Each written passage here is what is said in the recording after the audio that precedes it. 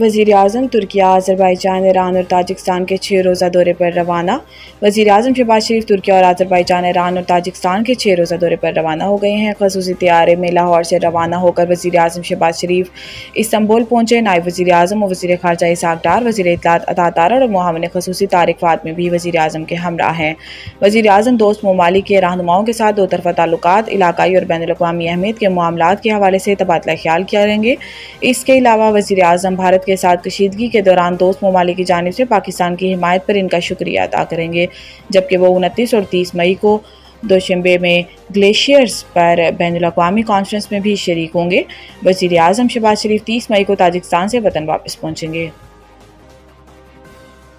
اسلام آباد میں غیر قانونی تعمیرات اور ہاؤسنگ سوسائٹیز کے خلاف فوری کریک ڈاؤن کا فیصلہ۔ وزیر داخلہ محسن نقوی کی زیر صدارت ہونے والے اجلاس میں غیر قانونی تعمیرات کے خلاف فوری آپریشن کا فیصلہ کیا گیا۔ اجلاس میں بغیر منظور شدہ گھروں کے خلاف کارروائی کے علاوہ غیر منظور شدہ ہاؤسنگ سوسائٹیز کے خلاف بھی کریک ڈاؤن کا فیصلہ کیا گیا۔ اس موقع پر وزیر داخلہ محسن نقوی کا کہنا تھا کہ متعلقہ افسران اس سلسلے میں زیرو ٹالرنس پالیسی پر عمل درآمد یقینی بنائیں اور سیٹلائٹ میپنگ کر کے ہر قسم کی غیر قانونی تعمیرات کو روکا جائے۔ اسلام آباد میں شہریوں کو عالمی معیار کی خدمات کی فراہمی ترجیح ہونی چاہیے۔ وزیر داخلہ محسن نقوی نے متعلقہ SOPs اور اسسٹنٹ کمشنرز کو فعال انداز میں فرائض سر انجام دینے کی ہدایت دیتے ہوئے کہا کہ پولیس اور انتظامیہ کا تشخص بہتر کرنا ہے۔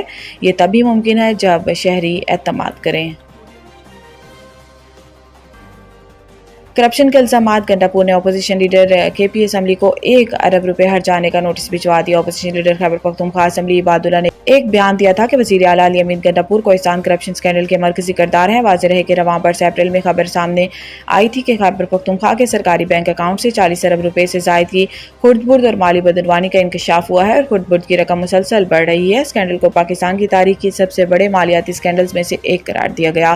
50 کے قریب بینک اکاؤنٹس منجمد کر دیے گئے ہیں، جبکہ تحقیقات کا دائرہ وسیع کر دیا گیا ہے۔ ابتدائی تحقیقات میں بھی انکشاف ہوا ہے کہ ضلع کے سرکاری اکاؤنٹ سے تقریباً 1000 جعلی چیکس جاری کیے گئے، جبکہ اب تک 50 مشتبہ اکاؤنٹس ہولڈرز کی نشاندہی ہو چکی ہے۔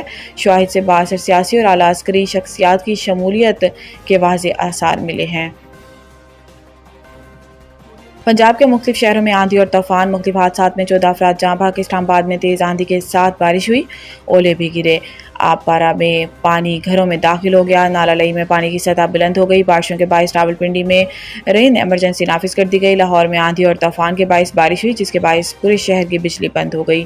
کئی درخت جڑوں سے اکھڑ گئے۔ قذافی اسٹیڈیم کے کئی بوتھ اڑ گئے۔ سرچ لائٹس کے پول گر گئے، جس کی وجہ سے لاہور قلندرز اور کوئٹہ گلیڈیٹرز کی پریکٹس منسوخ کر دی گئی۔ چکوال میں طوفانی بارش کے باعث کلر کہار کے قریب موٹر وے M2 کو کئی گھنٹوں کے لیے بند کرنا پڑا۔ ملتان، حافظ آباد، گوجرانوالہ، اٹک اور سیالکوٹ میں بھی آندھی چلی ہے، جس سے دن میں رات کا منظر ہو گیا۔ مختلف شہروں میں متعدد مقامات پر سولر پینل اڑ گئے۔ ریسکیو حکام کے مطابق صوبے میں آندھی اور طوفان میں 14 شہری جاں بحق اور 51 زخمی ہوئے۔ PDMA کے مطابق اموات بوسیدہ مکانات کے گرنے اور غیر محفوظ مقامات پر ہونے کے باعث ہوئیں۔ لاہور میں درختوں کے گرنے اور سولر پینلز کو نقصان کے واقعات رپورٹ ہوئے ہیں۔